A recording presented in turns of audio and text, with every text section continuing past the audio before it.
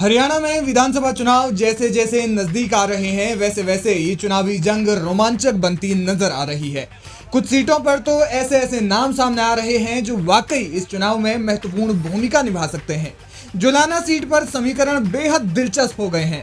कांग्रेस ने इस सीट से पूर्व में पहलवान रही विनेश फोगाट पर दांव खेला है, तो बीजेपी ने पूर्व में एयर इंडिया के पायलट रहे कैप्टन योगेश बैरागी को टिकट दिया है। वहीं जेजेपी ने इसी सीट से वर्तमान विधायक अमरजीत सिंह ढांडा को टिकट दिया है। अब आम आदमी पार्टी ने भी जुलाना से विनेश फोगाट और कैप्टन बैरागी के सामने अपना उम्मीदवार उतार दिया है। आम आदमी पार्टी ने एक ऐसी उम्मीदवार पर दांव खेला है जो पूर्व में WWE की रेसलर रह चुकी है। जहां कांग्रेस की तरह ही आम आदमी पार्टी ने भी चुनावी समरभूमि में एक पहलवान को उतारा है जो WWE की रेसलर रह चुकी है और उनका नाम है कविता दलाल। कविता दलाल WWE में जाने वाली भारत की पहली महिला रेसलर है। उन्हें लेडी खली के नाम से भी जाना जाता है। ऐसे में ये जानना जरूरी है कि कौन है कविता दलाल जिन पर आम आदमी पार्टी ने भरोसा जताया है।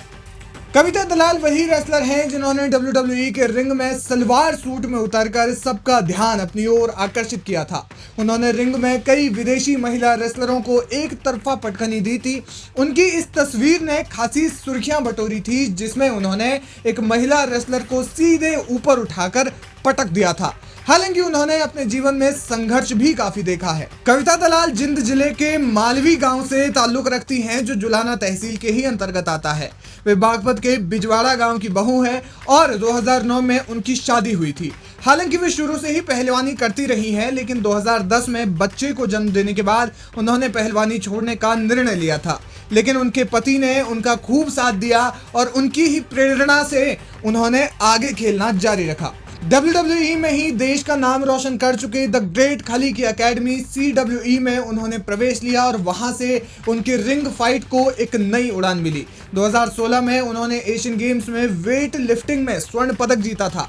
अक्टूबर 2017 में कविता दलाल ने WWE के साथ एक कॉन्ट्रैक्ट साइन किया और WWE के साथ ट्रेनिंग शुरू की। अप्रैल 2018 में उन्हें WWE की टीम में सिलेक्ट कर लिया गया और यहां से कविता दलाल की उड़ान जारी रही। उन्होंने पहले WWE NXT में कई फाइट लड़ी और फिर WWE के प्रमुख इवेंट्स में से एक रेसलमेनिया के रिंग में उतरकर अपनी पहलवानी का प्रदर्शन किया। साल 2017 से 2021 तक उन्होंने WWE के रिंग में अपना खूब जौहर दिखाया। आपको बता दें कि कविता दलाल को भारत की फर्स्ट लेडी अवार्ड से भी सम्मानित किया जा चुका है।